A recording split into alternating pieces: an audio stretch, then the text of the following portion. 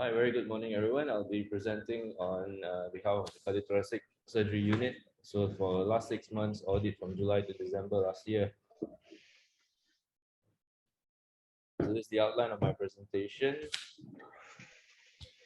So looking at the admissions, we had a total of 128 admissions over the last 6 months. So that makes up 16 of it were emergency cases. That was about 12%, and the other 88% were elective cases. Looking at the trend, I can't see your slide moving. Slide not moving. I can't see your slides. Okay, is it moving now? Can you put it on slideshow? It is on slideshow. Let me share again. Good. We need this feedback because sometimes over here in our control center, everything seems to be moving very smoothly.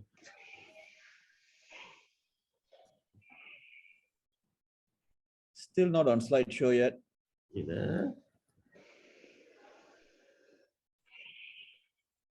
What about now? Not for me. Not sure about the rest. Yeah.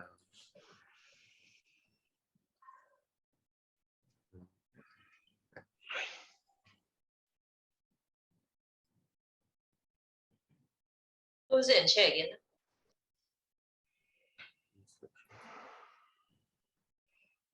What about now? Yep. Yes. All right. So yeah, this is the outline of my presentation. And we had a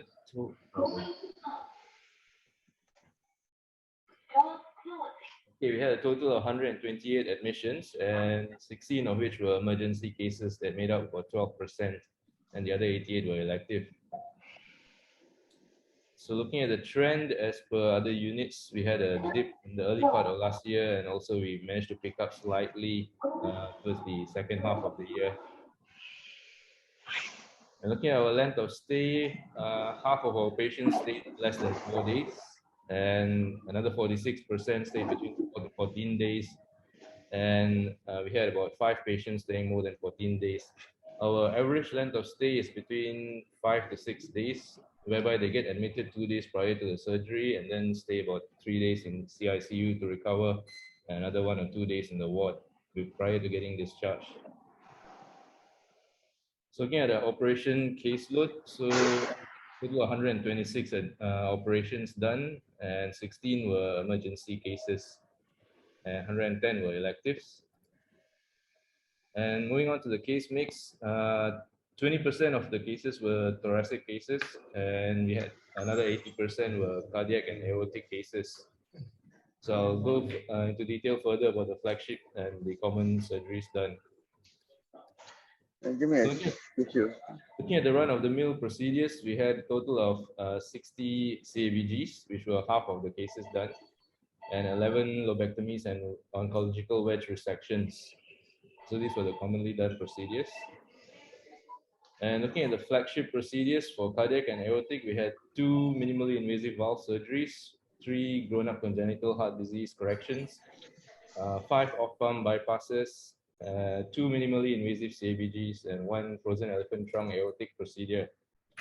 For thoracic surgery, we had 2 cases of 1 resection of Pancoast tumor and another chest wall reconstruction. This was done in combination with our plastic surgery colleagues. Looking at the emergency case mix, we had a total of 16 cases. So we had 2 Bental procedures or interposition graft for type A aortic dissections, 5 emergency CABGs, 2 trauma repair of major vessel injury, 1 repair of diaphragmatic injury, 1 tracheostomy, another VETS evacuation of blood clots, and also 4 cases of decortications for empyema. Looking at the mortality, we had a slight rise in the mortality over the last 6 months period. We had 2 non-POMR, 2 elective cases, and 4 emergency cases.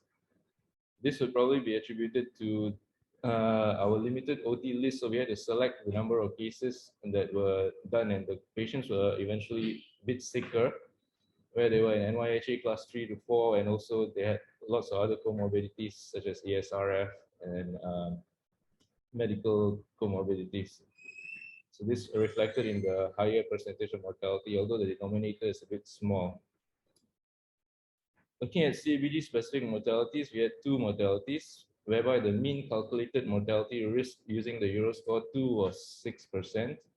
Our observed mortality rate was about 3.39%. So this is in keeping with the national KPI for high volume centers, whereby it's less than 5%. So a high volume center does about 200 CABGs a year at least. So looking at morbidity, we had no wrong side operations. We had 6% or 8 unplanned reoperations within the same admission. This was mainly due to bleeding. And we had 2 unplanned readmissions within 72 hours of discharge. This was attributed to pleural effusion. And looking at unit-specific KPIs, so as mentioned earlier, we had 8 pre-stenotomies for bleeding. 9% of patients had stroke post-op. 5% of superficial wound infection, and 3% of deep sternal wound infection, and another 3% of leg wound infection. On the UMSC side, we had a total of 66 operations done. 43 were cardiac and 23 were thoracic. We had no mortalities under the UMSC side, and also no morbidities in the UMSC side. Looking at the human resource for our unit, we have currently 2 professors, 1 associate professor, 1 specialist registrar under UMMC, and 2 under rotation from IJN and KKM.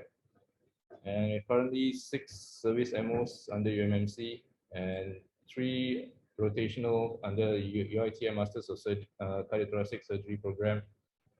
And 1 of them were the Masters of Surgery local rotation MO.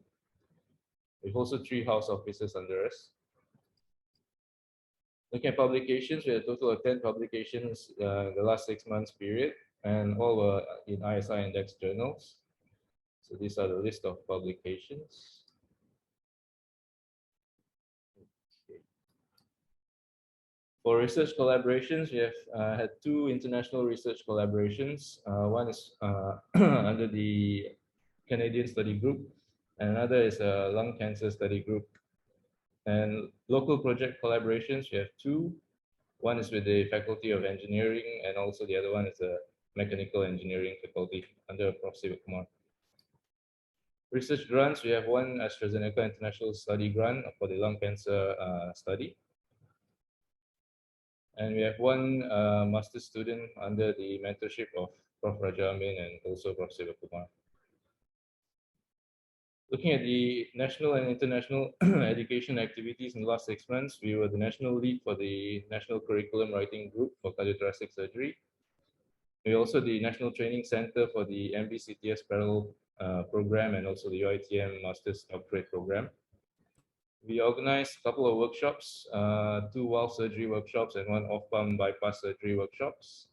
We also participated in the Malaysia and Southeast Asia anastomosis tournament where we managed to win some prizes. And we also conduct regular FRCS weekly teaching in collaboration with Singapore and Hong Kong. And also in the teaching program for the Southeast Asian Thoracic Society. Looking at areas for development, we intend to improve further on the minimally invasive cardiac and thoracic surgery side, complex thoracic oncology, and also the forming MDT teams for aortic surgery and also lung cancer. And we also intend to start up a congenital cardiac surgery and grown-up congenital heart surgery service. For academic and training, we are currently the host center for the FRCS MBCTS Cardiothoracic Surgery exam, and also the writing group for the Masters and Doctorate Cardiothoracic Surgery program. Okay, that will be the end of my presentation. Thank you. Thank you, Prof. Okay. Jazri here. I'm going to present the past 6 months of GS audit. So the presentation will follow the same template like any other division. So we start with the total number of admission. So the admission to GS is following the same trend because of the pandemic. We've been reducing trend, especially the past 6 months compared to last year. And then our nature admission is pretty much the same of 34% is elective and 66% was under emergency. And looking at the nature of admission for each unit, we're looking at this hepatobiliary is counting about 1/3 of total of admission, total of 511. And then looking at our length of stay, so pretty much our patients staying, most of them, more than half staying less than 4 days. But then we have also a bit of percentage of staying more than 2 weeks, about 7.5%.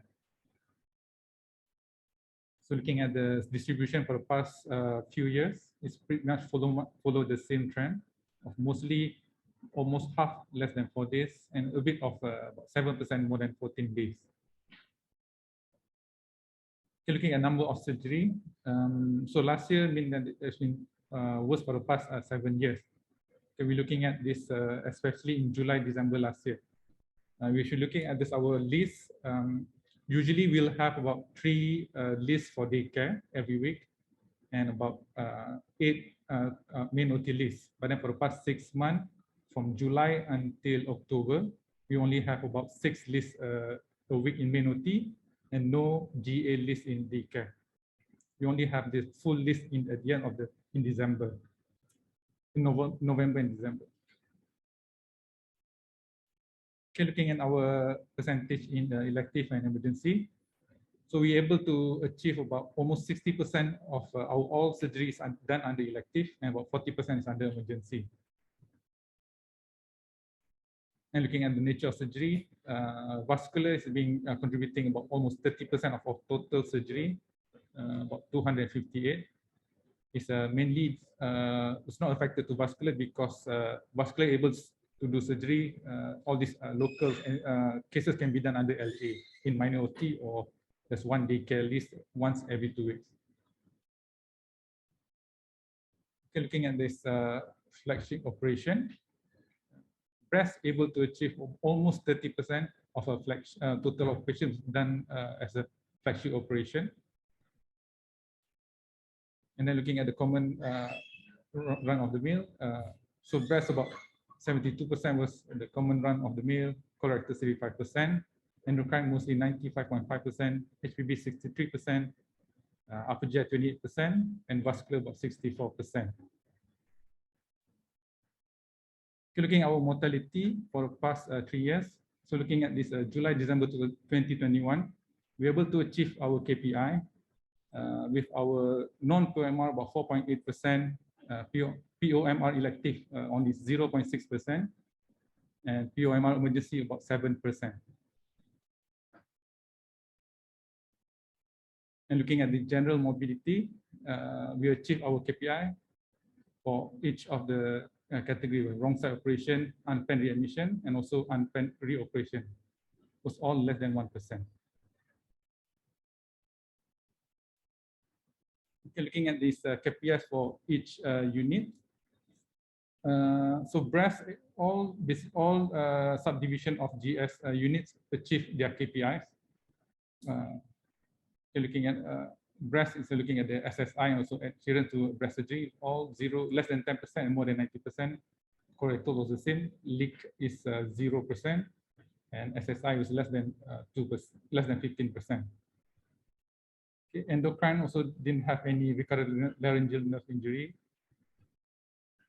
HPB also the same, achieved both KPI for their bile leak and laparoscopy converted to open cholecystectomy. And vascular also able to achieve all their KPIs. So vascular is looking at this the flagship operation and also the maturation rate in radiocephalic fistula and brachiocephalic fistula. Okay. So special for breast, they have looking at the ambulatory care. Okay, they're able to achieve. Then lastly, we're going to look at this UMSC practice. Surgical procedures, even though it's pandemic, is not really affected. And endoscopic, there's a reduction. As we all know, endoscopy only done by the colorectal and the hepatobiliary surgeon.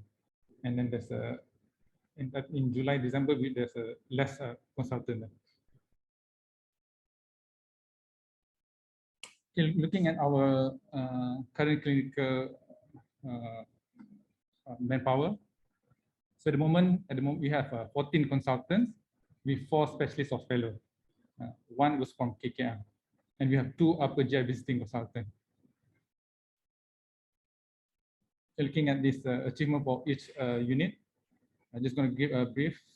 So breast has published has a highest number of publications of 11, same like colorectal, 11 publication, but then not all is ISI index.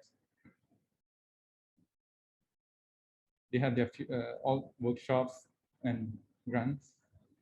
So looking at colorectal, we also have this same like breast as 11 publication, and HPV has about 5 publications and few research grants. Endocrine didn't have any publication, but they have research ongoing. RPGI, the smallest unit, but able to produce 4 publications. And vascular, only 1 publication, by collaborate with orthopedic. I think that's all for my presentation. So start off with the neurosurgical audits. Okay, so this is the outline of the audits. Firstly, let's start off with the admissions. The admissions for the past 6 months from July to December 2021 was 451 cases. So this is a trend over the past 3 years. So as you can see, there was a dip initially during the initial pandemic, and then there was a pickup end of 2020. And subsequently in 2021, there was another dip followed by the latest one where it's 451. Yeah. Next, we go to total neurosurgical operations. We had a total of 274 cases operated in UMMC. And again, regarding the operations, there was also a dip from 282 to 274. And previously as well, there was during the initial pandemic, there was a dip at 319, which subsequently picked up end of 2020. But however, in 2021, there was another dip. There were 53% of the cases were emergency cases, and 47% of them are elective. And in comparison from the elective versus the emergency cases, the elective cases over the last 6 months, end of the year, have picked up from 117 to 129. However, the emergency cases have been steadily going down from 190 to 165 to 145 over the last 6 months. Next, regarding the total neurosurgical operations in UMSC, we had 143 cases done. And here we can see there's a rise in the cases from 98 in early 2020 to 129 at the end of 2020 to 108 in 2021 and 143 now. Next, we go through the case mix. So these are the cases that we do in neurosurgery. So in transsphenoidal surgery, which includes pituitary tumors, we have 19 cases. CP angle tumors like vestibular schwannomas, we have about 8 of them over the last 6 months. Brain tumors, including gliomas, meningiomas, and metastatic tumors, we have 104 of them. Spinal surgeries, which include instrumented fusion as well, we have 83 of them. Vascular surgery, 6 of them. DBS, we have 6. Epilepsy surgery, we have 9. Radiosurgery, these are the numbers in UMMC and UMSC, we have 28 of them. 14 of them are stereotactic SRS, and the remaining 14 are fractionated radiotherapy. From them, about 26 are tumors, 1 is vascular and 1 is pain. Next, endovascular intervention. In UMMC alone, we had 14 cases, which include 8 aneurysm coilings, 2 AVM embolizations, and 4 meningiomas preoperative embolizations. And in UMSC, we had 6 of them, where we did 1 CCF, 2 dural AVFs, and 3 meningiomas embolizations. Next, regarding the total neurosurgical perioperative mortality, we had 7 deaths. From the 7 deaths, 4 were POMR and 3 non-POMR.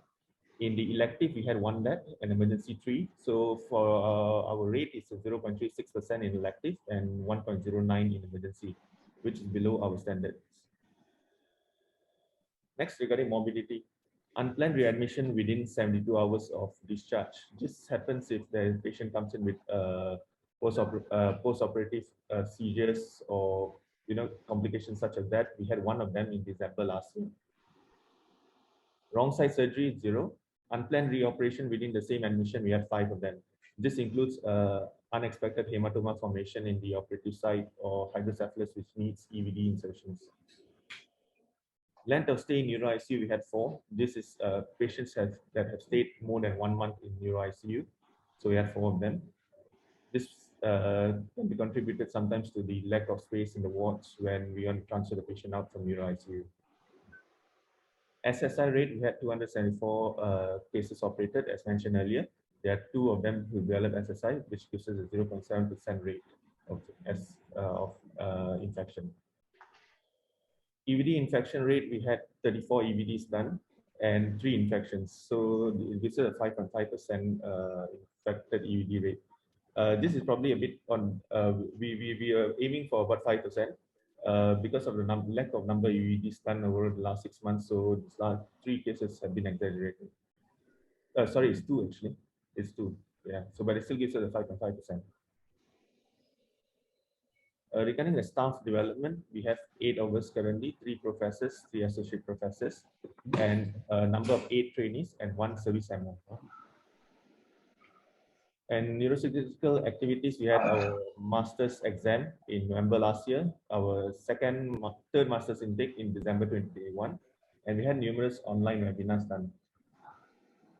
Regarding our publications, we have a total of 21 papers published, 18 ISI. These are the papers that are being published. I'll just go through them. So 18 of them, ISI, and 21 in total. Okay, regarding neurosurgical grants, we have 7 grants in total, and this is a list of the grants.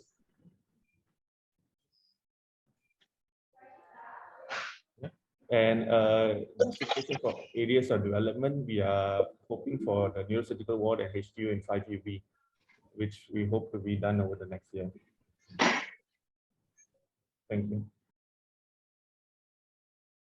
Morning, everyone. So we'll be looking at all things related to pediatric surgery over the next couple of minutes. Right. So as far as ward admissions go, about good 60 to 40% ratio, right, between our elective and emergency admissions. From a number perspective, yes, there has been a dip if you sum the 2 halves of the year together, but we know this is probably owing largely to the pandemic. As far as ward admissions go, by age group, this is something that's relevant to us. We find that a large proportion of our patients are actually, within the 2 to 10 age group. But we do have new needs admitting, and this is relevant to us because this concerns nursing ratios as well as allocation of manpower. As far as length of stay is concerned, as you can see, a larger proportion of our patients stay between 4 to 14 days in our ward. And this has somewhat flipped the under 4-day admission, probably because of our swabbing protocols, and because we have had to be a bit more discerning in the choice of our cases that we list due to limited access to lists earlier this year. They tend to be more complex cases that require longer post-op recovery. Surgeries performed, about close to 70% of our cases have been elective cases, remaining 30% emergency. There has been a significant dip, right, for the year of 2021. Now, our concern here is that, yes, while the pandemic has contributed to this, the question remains if, with the expansion of beds and facilities in our KKM counterpart centers, whether cost is becoming an issue that turns patients away. And this has, this may pose, an impact to our training program. But we don't have the hard data to back this up yet, but this is something that we will be looking into closely in the months and years to come. As far as elective case mix is concerned, we have had 2 bowel atresia and 1 tool procedure done. We have had two urology, two hypospadias done for the year. The rest have been craniotomies. We do them now laparoscopically for infants. As far as the emergency case mix is concerned, vascular access, we have had 29 chemoport or CVL insertions for oncology patients, 17 appendicectomies, all done laparoscopically. For mortalities, we have had 4 non-POMR mortalities. These are patients that were referred to us but never actually made it to surgery. For instance, severe CDHs, congenital diaphragmatic hernias, and necrotizing enterocolitis.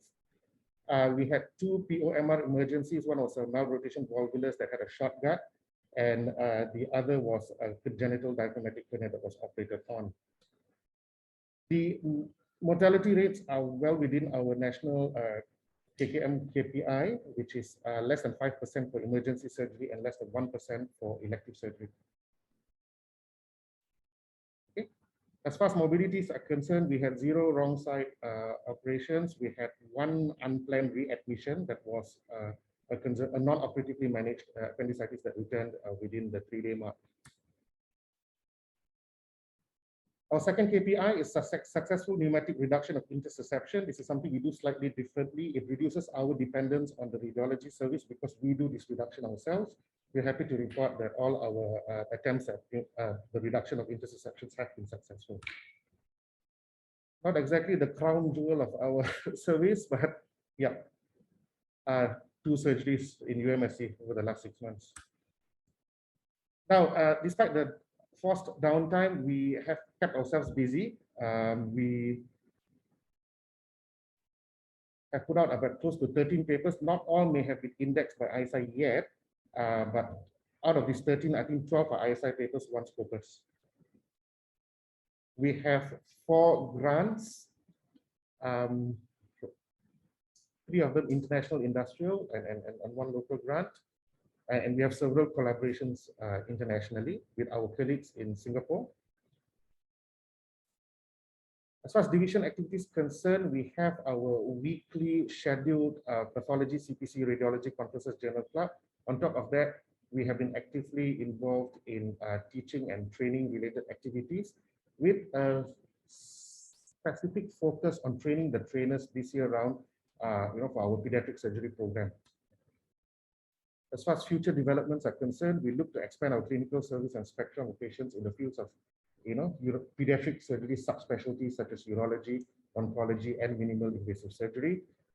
We did plan to have a few, activities that involve, members of our fraternity, but that has, we had to shelve it for a bit due to the pandemic.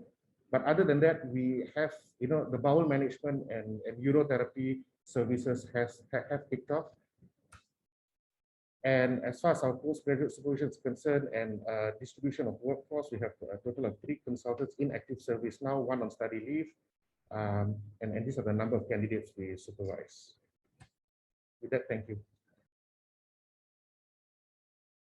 Okay. This slide shows our admission for the past 6 months. We divide into the adult and kids admission. As you can see, the numbers are picking up towards the end of last year. And then the trend dropped in the first half of last year, but picked up slowly over the second half of last year. The admission trend for the past 3 years. Length of stay, most of our patients stay less than 2 weeks. Yeah, and then only 3 to 13% stay more than 2 weeks. So this is the trend as well. This is our operation case mix. So our surgery is picking up towards November and December. Our flagship surgery, 3 flap, we've done 8, practical flap 3, and local flap 1 in the elective cases. And we also done our common surgery, the split thinner skin graft and the full thinner skin graft. Emergency cases is also picking up in November, December. We also have a category of elective case done under emergency OT, called SME, for cases like change of dressing, wound debridement, which we couldn't put in our elective list, but we list under emergency OT. So this is the total number of our surgery cases. 40% is our elective, 15% emergency, and 35% semi-E. This is our surgery trend. It dropped because of the MCO, and then now it's picking up. These are our minor OT cases. We still carry on the minor OT, but reduced in the early half of last year, but picking up towards the end of last year. Daycare surgery, we didn't have any daycare until November, and we started November, December.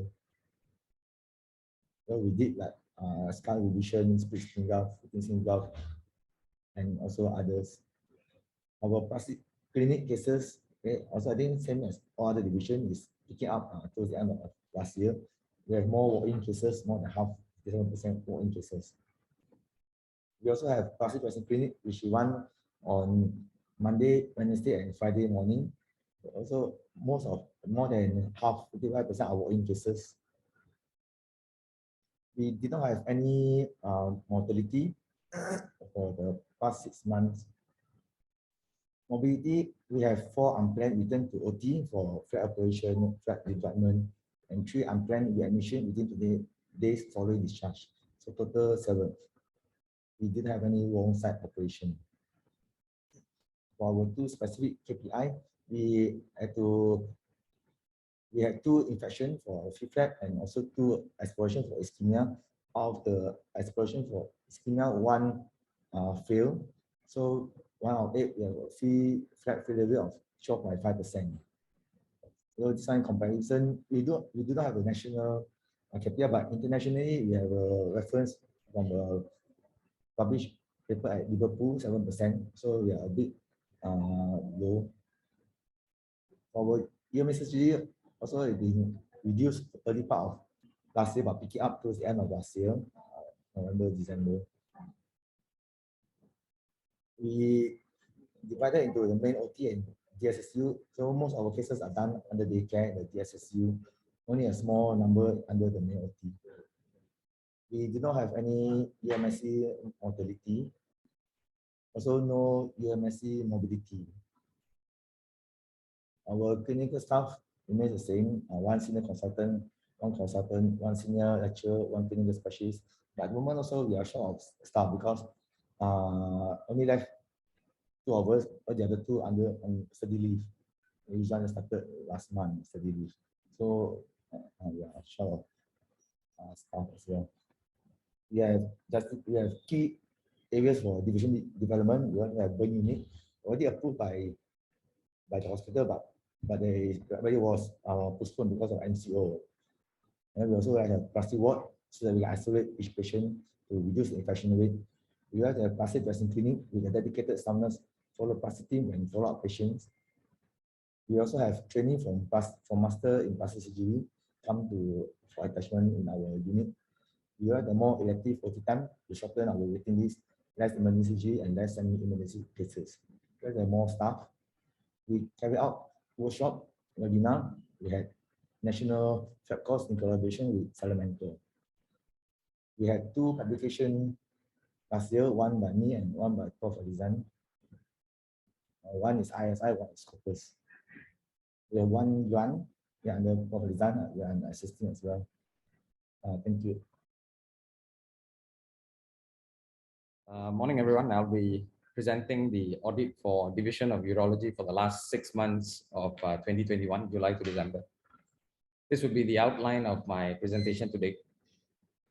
We had a total of 510 admissions in the last 6 months of 2021, and 45% of which was emergency, 55% elective in nature. These were our trends in the last 5 years. Length of stay for the second half of 2021, more than half of our patients were discharged less than 4 days. And about 6% of patients were discharged after 14 days. And this is the overall length of stay trends in the last 5 years. Surgeries in the last 6 months, we had 346. Despite our low admission, a slight rise in the number of cases, mainly owing to we are starting to use more ESWL. So the pre-stenting, some of the patients may need pre-stenting. So the pre-stentings captured as surgery. And majority of our cases are moderately length. So our elective list can be packed with stone cases. So that accounts for the rise in our surgery in the last 6 months. Nature of surgery, 38% were emergency, 62% elective. And this is the 5-year trend. Our daycare in the last 6 months showed a slight increase comparing to the previous 6 months, 640 cases in the first half to 924 in the second half. Our ASWL cases also showed a rise, 47 cases in the last 6 months. Our elective flagship surgeries, transplant, we had 8, nephrectomies 9. Emergency, we had 88 stentings, URS and stenting. We had 2 torsions. Unfortunately, the division had 8 mortalities. None were elective POMR. 1 was emergency POMR. All of which were discussed in at division level, and the feedbacks were submitted to the department. Morbidity, we didn't have any wrong side surgery. Unplanned readmission within 72 hours, we had 1. Unplanned reoperation within the same admission, we had 2. 1 was a post-transplant patient with reduced Doppler signal went in for re-exploration. Second was a TURP with the catheter block. Division KPI, safe PCNL rates, target KPI, which we set, we adopted from MOH, more than 85%. We are fortunate to achieve it in the last 6 months. Percentage of retained stent in the upper limit of the norm, 19.1, owing to mainly common problem, that is the pandemic. UMSC practice as shown. These are the human resource for the division of urology in the last 6 months. Division activities took a virtual turn, and these are some of the activities that we listed. Some of the local and international commitments and collaboration of members of the division. Justification for division development short term.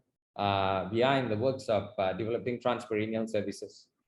Long term, the aim is always one to have a surgical robotic service, which would be unique. In the last 6 months, we have 6 papers, 6 of which ISI index. Authors from urology shown on the right of the slide.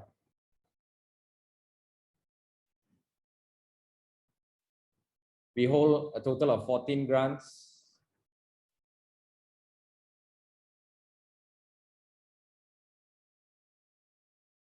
And we had 15 active clinical trials as of for the audit. Morning to everyone. This is the research audit for our department for the whole year. And in terms of active staff in 2021, we had only 38 active staffs as shown here. And we're going to go and show the papers and grants starting with General Surgery Division as listed here. These are the units under General Surgery Division. And starting off with colorectal, they had a total of 20 papers, of which 19 were ISI, as shown in the list here. And they had a total of 11 grants or projects ongoing in the year 2021. And in terms of breast,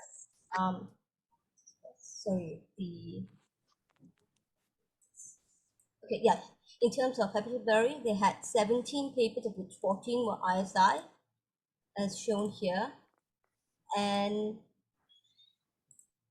in terms of grants, active grants, they had 9.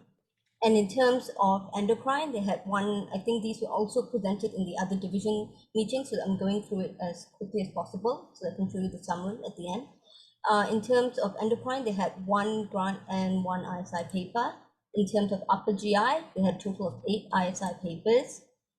And they had 2 ongoing grants or projects. In terms of vascular, they had 2 papers, of which 1 was ISI, and these are the grants, 5. And press had a total of 41 papers, all of which were ISI. I have to go through this in time. Okay, so these are the papers. And these are their grants. They had a total of 21 grants. Now the other divisions is listed here.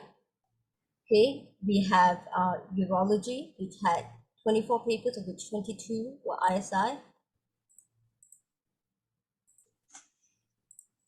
In terms of grants and projects, they had a total of 9 ongoing grants and projects in 2021. In neurosurgery, there was a total of 21 papers, of which 18 were ISI. So in general, everyone was doing, overall, everyone was doing well across the board. I'll show you the graph at the end. In terms of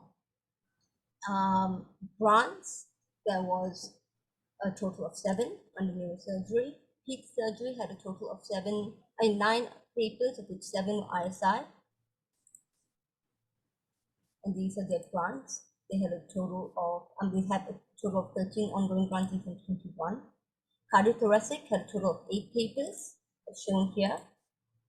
And they have 5 grants, which were ongoing in 2021.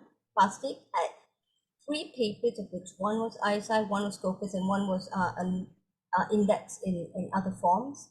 And they have had one ongoing grant.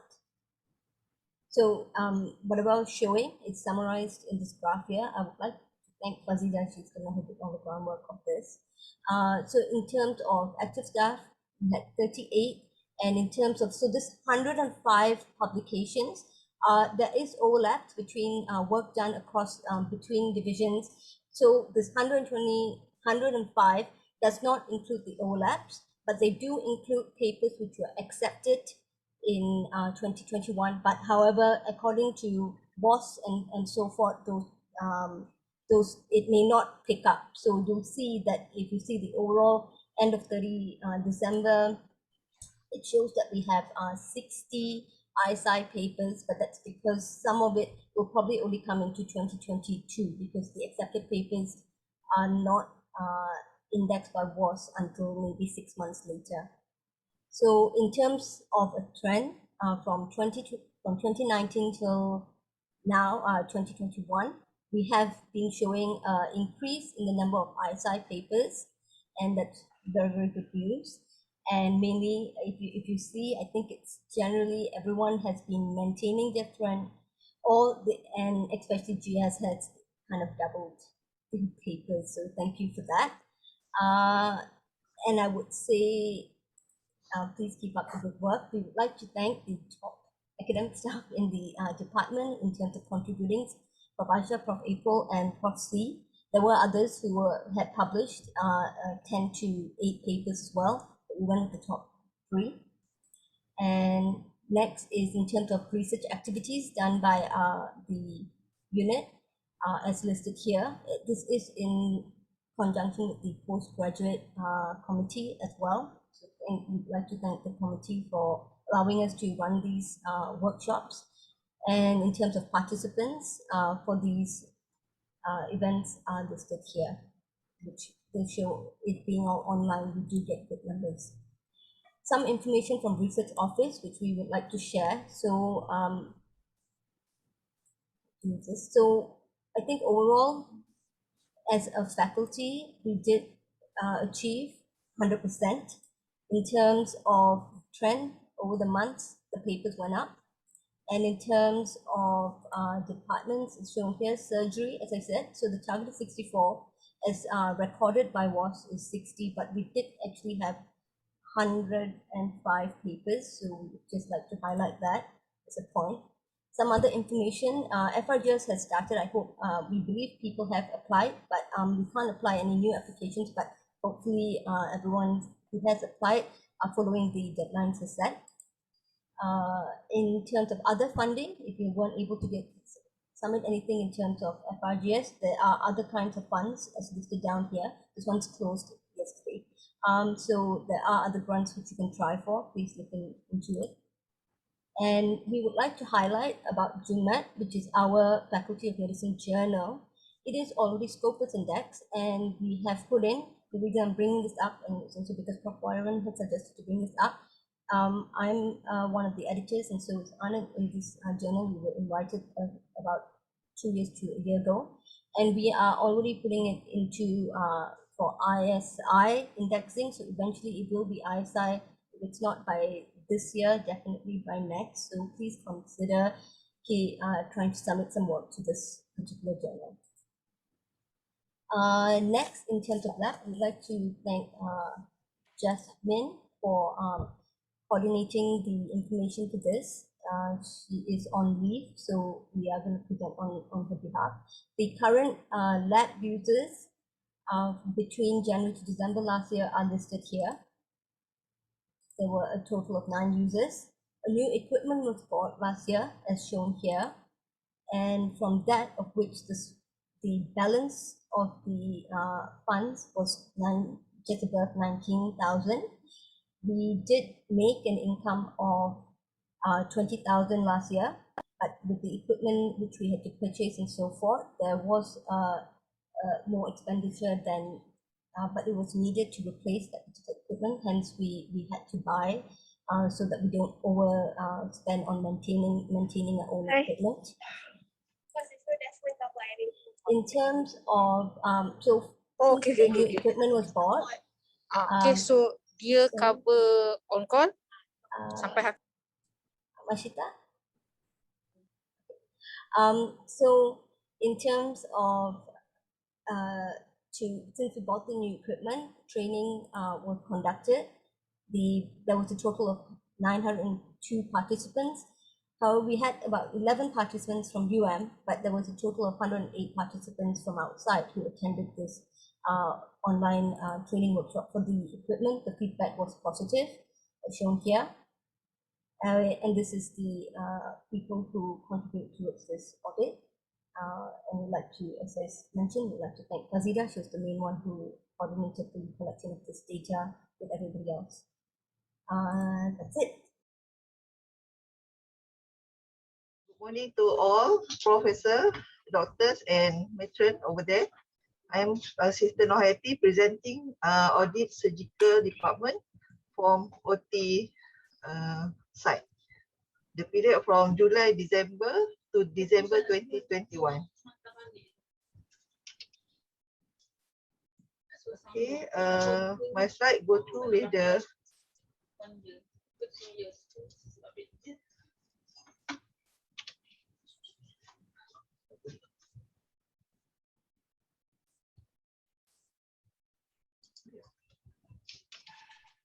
okay, sorry.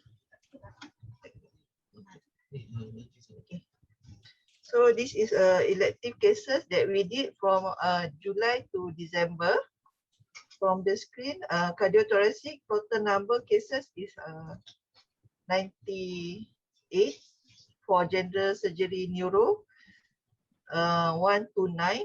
Pediatric surgery is 97, plastic surgery 36, neurosurgery 168, and for the division general surgery divided by 6 discipline, the total number was 334 for breast and the rest of the cases of 6 discipline. So total cases for the year July to December is 862 listed cases.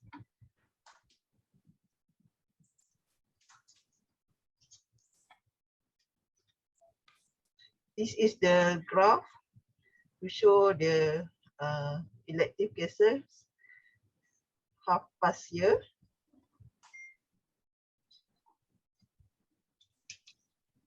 For emergency cases, the total number is 750. So for the cardiac cases, total for the half past year 41, neurosurgery 145, pediatric 46, plastic 33 cases, urology 137, general surgery they have about 348. for total 271 for general surgery. Then the rest, but some cases they notice as a by discipline. So the total cases overall for general surgery is 348. Overall become 750. This is the graph showing our graph for emergency cases.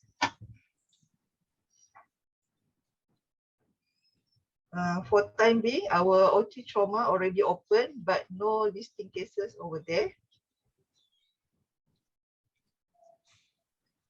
For elective cases that we did in the daycare surgery, pusat pembedahan harian, Dewan Bedah Harian, the total number for the half past year is 134.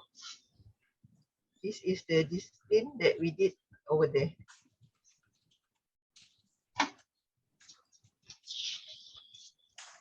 So the graph for the discipline that we did at the Dewan Bedah Harian.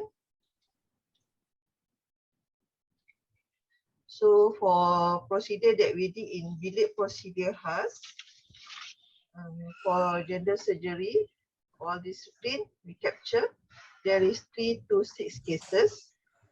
Plastic surgery 69 and neurosurgery is 441. Total number is 836 cases. This is the graph. So our KPI for cancellation for the half past year, the plus for pediatric surgery is the highest number for cancellation is about 8. Then followed by urology and neurosurgery. Total cases for the half past year is 42 cases. One, maybe it would be helpful because right now you're just giving us the absolute numbers, but it might also be useful to look at it as a proportion of the total cases, because you know some of those with high numbers, the volume of cases is also high, kan? Yeah. So maybe if you have a percentage, you know, we have the percentage for. Not percentage of overall, but let's say macam vascular, 5 out of how many vascular cases macam tu. So that percentage. Oh, okay. Right, because kalau the specialty, let's say urology ada banyak case kan. So actually kalau 6 divided by a very large number, the percentage actually tak banyak. Because the purpose of this audit is we want to see other things that we need to intervene. Kan? Okay. Right, so for instance, kalau your number of cases is only 10, and then you ada 1 cancellation, that's quite a high cancellation rate, kan? It's 10%, right? Ada showing dekat backslide, Prof. Nanti ada showing. Okay, tapi kenapa tak kat sini terus? Oh, Prof nak bawa ke depan. Okay, next. Kami audit, we will put side by side, Prof. We try to put side by side.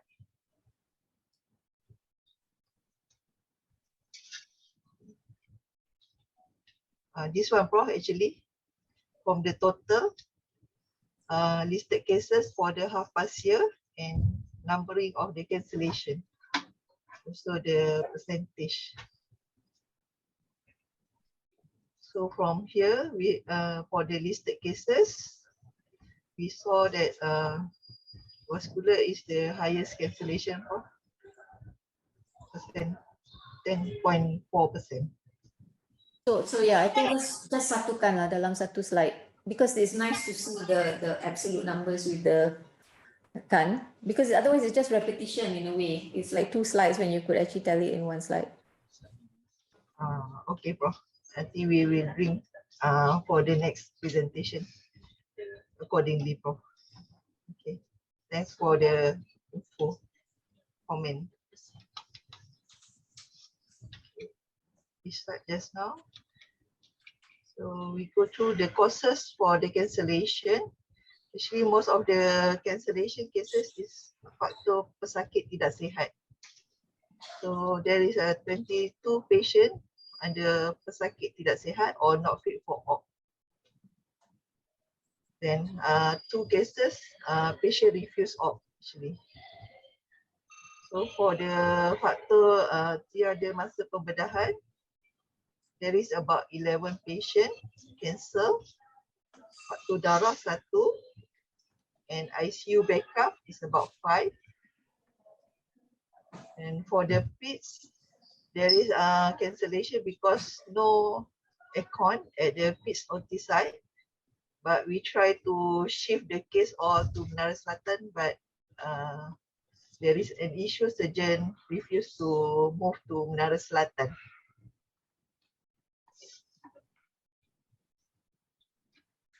Just now the slide. So in the graph side, so KPI for the wrong side, so far no wrong side operation. Thank you. Morning everyone. So I'm Sister Azarina binti Muhammad Kenali from clinic. So I will be presenting audit department of surgery from nursing division for surgery clinics period July to December 2021. So this is the clinic status, number of clinics. So the cardiothoracic we have 1 session on Thursday morning, neurosurgery 2 on Monday PM on Thursday morning, plastic surgery 1 Monday afternoon, then urology 4 Tuesday, Wednesday, Thursday and Friday, pit surgery 2 Thursday and Friday. For general surgery breast we got 2 sessions, colorectal 1, endocrine HPB, upper GI and also vascular. Vascular we include also AVF clinic in ATE. So we have in total 20 number of clinic per day and session 21. For cardiothoracic in total per week quota, they got 15. For neurosurgery 37, urology 207. For breast 140, colorectal 60, plastic Monday 15, endocrine 34. Hepatobiliary 61, upper GI 45, vascular we got 32 and 32 in clinic and 70 in ATE. So pit surgery got 15 and 15 on Thursday and also Friday 40, so in total 70. General surgery we got 25 a week. This is the clinic KPI. 80% of patient with appointment will receive treatment within 2 hours and not more than 3% of patient receive treatment more than 4 hours. So we go to plan visit July to December 2021. So cardiothoracic in total we got 43, neurosurgery 167, plastic surgery 180, urology 2,464, pit surgery 420.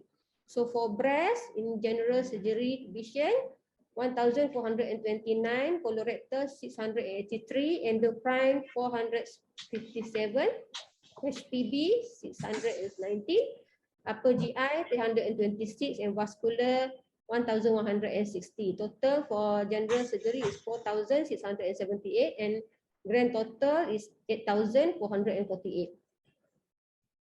This is for planned visit July to December 2020. So we go direct to the comparison.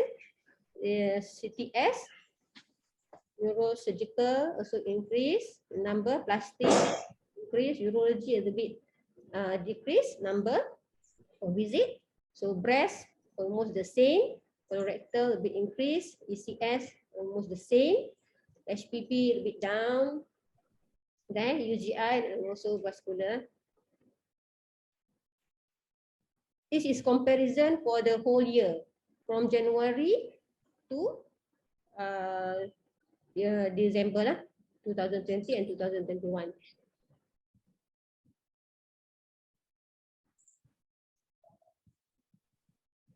So for the waiting time, we have for July, we achieved 98%, August 90, also 98%, September 96, October 95%, November 95%, and also December 97%. So waiting hours that more than 4 hours, which is in our KPI. For July, 1 patient, which is equal, 1 visit, which is equal to 0%. August 2, also 0%. September 0%. October 0%, November 0%, and also December 0%. So this is for new cases and walk-in. So cardiothoracic in total 605, neurosurgery 1,251, plastic surgery 339, urology 3,497, pit surgery 185, general surgery in total we have 6,951. So total our walk-in July to December 2021 is 12,838. This is the comparison July to December 2020 and 2021. We got the decrease.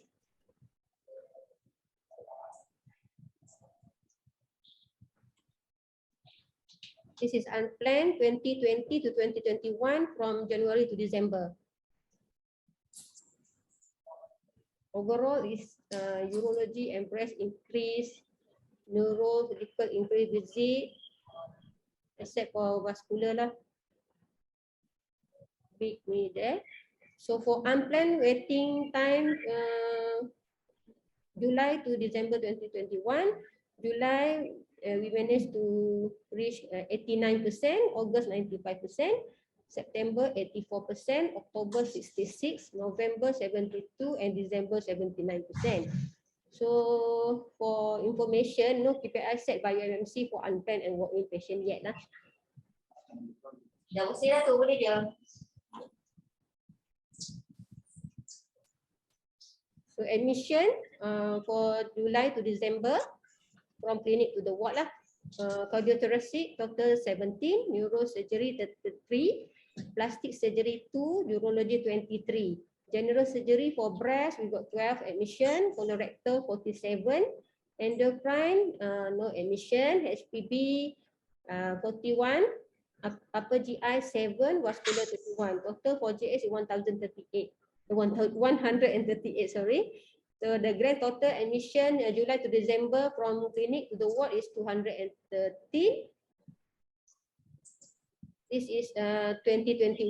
So cardiothoracic for comparison, cardiothoracic 10, neurosurgery 20, plastic surgery 5, urology 38, breast we got 71, colorectal 35, endocrine 10, HPP 31, upper GI 1, vascular 27.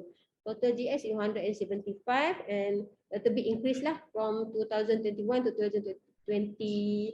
2020 to 2021, a little bit increase to 248 from 213 just now.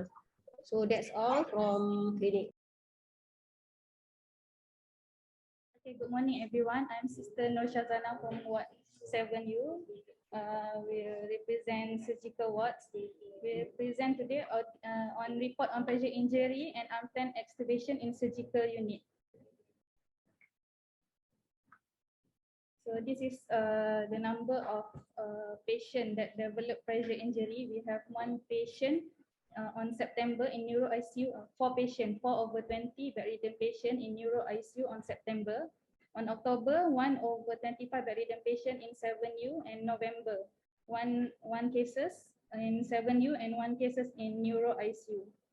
So this is the total in the total number from July to December 2021, where is 2 out of 102 patient in 7U and 5/152 patient in neuro ICU.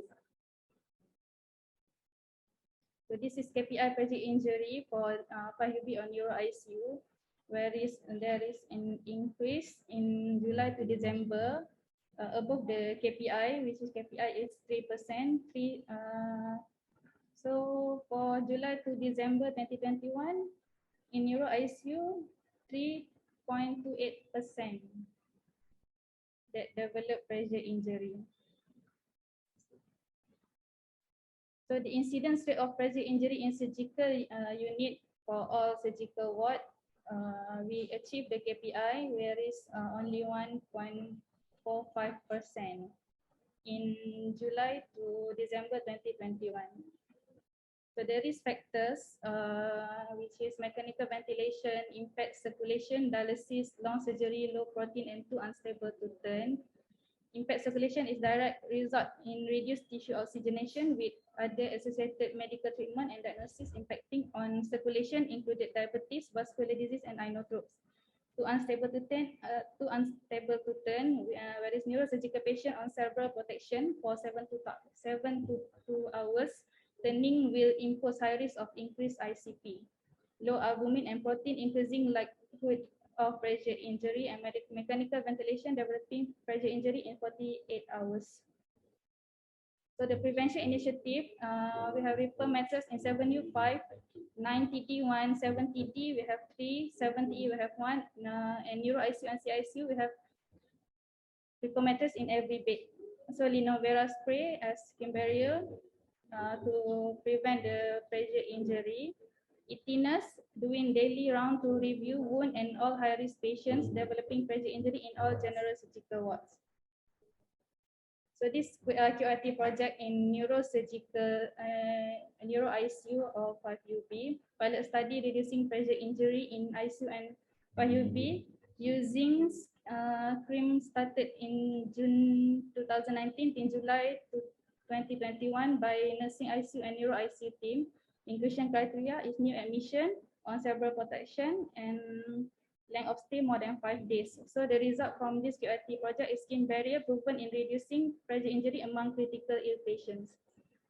So a comprehensive unit-based safety program, CUPS, was introduced to prevent pressure injury and integrating into ongoing work process. Involving physician, wound care team, nurses, and dietitians, started July 2020 but stopped temporarily during pandemic. So the best practice, each patient has a different pressure injury risk factors, hence individualized care plan need to be addressed. So next, report on unplanned extubation. From July to December, we don't have any unplanned extubation. So that's all. Thank you. So morning everyone again. So this morning I'll just present a bit of a surgical audit meeting touching on 6 main criteria, which is the multi-drug resistant organism rates in some of the surgical wards, hand hygiene compliance, environment, surgical site infection, PPE compliance, and also our NAPS audit. Okay, so this is looking at the MDRO rates from July to December 2021. Sorry for the very busy slide because we couldn't quite extract just the surgical wards, but those in the... Sharifah, we are not able to see your slides moving. I don't think we are in slideshow. Okay, hang on, sorry. Use slideshow. Okay. I think we are still at the so-called PowerPoint page. Okay. Okay. You're seeing something, but it looks a bit distorted. Okay. All right. So make it like this.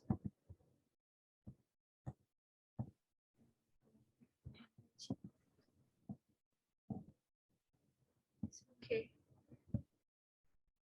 All right. We are looking at the hand hygiene compliance. Okay, so are you looking at this busy slide now? Yes, yes, we can. Okay, so apologies for the busy slide. Unfortunately, we couldn't quite extract just the surgical wards, but it's in the red bars there. So if you look at so these are the MDROs that we do surveillance on for all the wards. And looking at some of the surgical wards, 7U, 6U, some wards have more MDROs than others. So I would say 7U has quite a bit, but it is a very busy surgical ward. Neuro ICU has quite a bit of ESBL, Klebsiella, and MRSA. The other surgical wards, the rates are not very high compared to 7U and Neuro ICU. Okay. So moving to the next part, which is hand hygiene compliance. So in terms of looking at the 5 moments of hand hygiene compliance, so in a lot of the audits, we do find that people usually don't comply when it comes to doing hand hygiene before aseptic technique. So this is usually before you put on your gloves and so on. So people think that, I'm going to be putting on PPEs, putting on gloves, so I don't need to wash my hands or do hand hygiene before that, which is not true. So the overall compliance is as such, but it's the poorest at before doing any aseptic technique. Looking at the different staff in the surgical wards in terms of the hand hygiene. So I think I had highlighted this at another meeting previously. Generally throughout the board, we saw a drop in compliance with hand hygiene, especially with the house officers, and surprisingly with some of the student nurses as well. So we've already taken action to improve the hand hygiene compliance for house officer. They've all gone for training again, and we hope to see an improvement in the year 2022. But the other grades or the other team members in the surgical ward have all exceeded the 75% KPI level for hand hygiene compliance, overall hand hygiene compliance. So again, this is looking at hand hygiene compliance in the surgical ward from January to December. And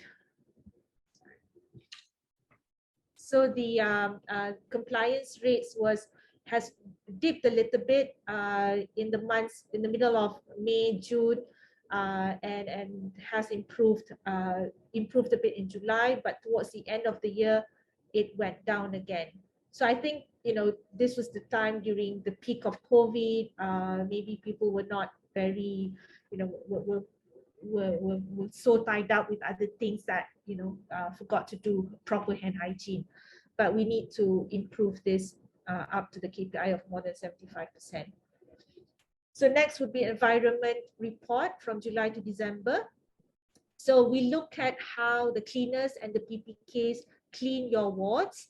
So we looked into 6PB, CICU, 9TD, 7U, and 5UB.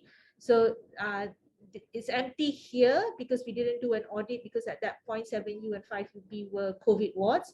But when it was back to the surgical ward, we did audits and we looked at the compliance, or in terms of how the cleaners and the PPKs clean the ward. So you can see that the compliance is not very good in some wards, namely 5UB and 7U. And you do wonder whether this could be contributing to the fact that the MDRO rates are also high in 5UB and also 7U. When we break it down between cleaner in the blue bar and the PPK in the orange bar, so the cleaners have specific duties when it comes to cleaning the environment, and the PPK also have specific duties. And there is a slight drop in the compliance with the PPK cleaning in October. And this is 6PB. Sorry, this is different wards. So the first one was 6PB. So compliance rate is very good. This is, I can't see the slide, sorry. Okay. So this is CICU. Sorry. Yeah. Okay. So this is CICU. This is 9TD, dropped quite significantly in November and December. And this is 5UB. So generally, when we looked at the trend, we saw that the compliance to environmental cleaning is not very good towards the end of the year, and also amongst the PPK. So this is something that nursing will have to look into to reinforce, but we will also look into that as well. So surgical site infection. So rates per 100 procedure from 2019 to 2021. So we looked at 3 SSIs for cabbage, mastectomy, and also cranio and EVD plus craniotomy. So the rates are for cabbage, it went up a little bit, and we had a separate meeting with the CTS team last week. Mastectomy rates have, SSIs have gone down, and for neurosurgery, it's quite static at about 7 per 100 procedure. So looking specifically at the bundles for each procedure, so when we looked at CABG, surgical site infection bundles, so these are the things that are expected to be done before and after surgery. And we saw that, so the rates were quite high initially. This is 2017, 2018, and up to 2021. So the rates were about 20 per 100 procedures. It went down quite nicely to 8 in 100 procedures, but there seems to be a slight trend going up to 11 in 100 procedures in the year 2021. And one thing that we saw a drop in was the contact time for skin prep. So it's been quite over the past 4 years, but it dropped quite a bit last year, 2021. And again, this is something that we had discussed with the cardiothoracic team last week in terms of, we felt that one of the reasons could be because there were a lot of people coming in and out from other places, and we need to standardize how we do how we do skin prep before the operation and so on. Mastectomy, the rates have gone down from 2018 and remain low at 7 out of 100 procedures. Just some drops in terms of giving antibiotics within 60 minutes before incision, and also hair management, where we would advise for clippers rather than shaving if needed. Neurosurgery SSI bundles, so the cases dropped from early 2019 to the end of 2019, but since then it's been quite static, just below 20 per 100 procedures. And we noticed that some of the patients, or a lot of the patients, did not have pre-operative bathing. So this is probably something we can discuss further with the neurosurgical team.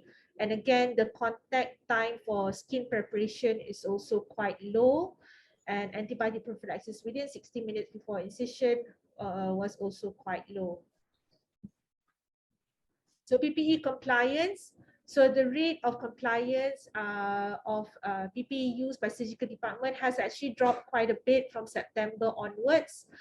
So the compliance should be more than 95%. So during the audit from September to December, this has dropped to almost 80%. So it's something that needs to be looked into. This is basically using PPE, especially for contact precaution when dealing with MDRO patients and so on. And this is the rate of compliance in surgical, some of the surgical wards. Again, apologies for not being able to take out the other non-surgical wards, but you can see that, 5UB showed a drastic drop in the compliance rate to about 74%. Similarly in 7U and 90D. So what happened in December? Because those are quite dramatic drops in December, right? We haven't had a chance to go in go in and really scrutinize the data, but this is basically what was observed during the audit. So when we audited, we looked at how staff dealt with patients who had MDROs, what kind of PPEs they were using and so on, when they were doing their normal job as well, whether they were donning the appropriate PPEs. And doffing as well, yeah. Yeah, so I'm just wondering if something happened in December, maybe we were overwhelmed, or we had a shortage of staff, because December a lot of people go away, right? But it's worth looking at, because if you look at the next slide, in 7U, is it? I mean, it drops to 66. That's ridiculously low, isn't it? Yeah. Yeah. So I mean, again, these wards were previously COVID wards. People were coming back to their own wards. So I can't explain exactly, but again, just to reinforce the use of PPE would be the thing that we would have to do from infection control side lah. Yeah. Okay, so this is in terms of category of staff.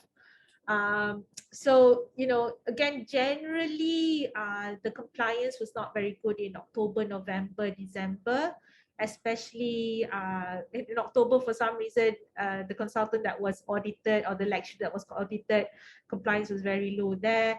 But consultants have gone back up to 100%. Then we still have very low compliance amongst the house officers, who are the ones that are in contact with the patients most, I suppose, in terms of doing ward rounds, taking bloods, and so on. Nurses has been quite good, but there were some drops in September, November, and December. Again, another part of our healthcare worker who deal with the patient quite a lot. So we really need to reinforce the use of appropriate PPEs, especially when dealing with patients with multi-drug resistant organisms. So this is the National Antibiotics Prescribing Survey. So we have an audit. We had an audit in October where we go to a ward, look at every patient that's on antibiotics, and look at the appropriateness of the prescribing of the antibiotics. So the target for appropriateness is actually very high, which is 95%, which means that if you are going to give somebody antibiotics, you need to be very specific and the indication should be appropriate. So unfortunately, most of the wards or most of the specialties did not reach this target of appropriateness. So this is actually percentage inappropriate. So for example, cardiothoracic, we found that up to 87% of the prescription was inappropriate. General surgery up to 50%, neurosurgery up to 50%. So this was in October, just as the wave of COVID started to settle, so patients were coming back again. So people may have forgotten the antibiotic guidelines of how to use antibiotics, especially within this hospital. So I would just like to remind everyone that we do have a UMMC antibiotic guidelines, and we should be following those guidelines as much as possible. So these are the top 5 antibiotics in terms of inappropriate prescription: metronidazole, cefoperazone, ceftriaxone, cefuroxime, and tazocine. And the top 3 reasons is because the antibiotics, either the spectrum was too broad, antibiotic was not even needed to begin with, or in a lot of cases, incorrect duration. And I just like to highlight in terms of specific to surgery, surgical prophylaxis where antibiotics were given for more than 24 hours. So it's given, quite a lot were given for too long when it comes to cefuroxime and cefoperazone, metronidazole. DDD, so looking at some antibiotics we really look into, so we have carbapenem rounds once a week where we look at all the carbapenem prescriptions in all the wards in the hospital. And as you can see here, there's a high use of meropenem in CICU, fairly high in 7U and also 9TD. Also a high use of ciprofloxacin in CICU, and also tazocine in CICU and 9TD. Just to remind everyone that this is the UMMC antibiotic guidelines that was just updated 1 to 2 years ago. And we have specific indication for when to use meropenem and when to use ciprofloxacin. So I hope everybody can have a look at that to make sure that we are using these 2 antibiotics and also other antibiotics appropriately. Okay.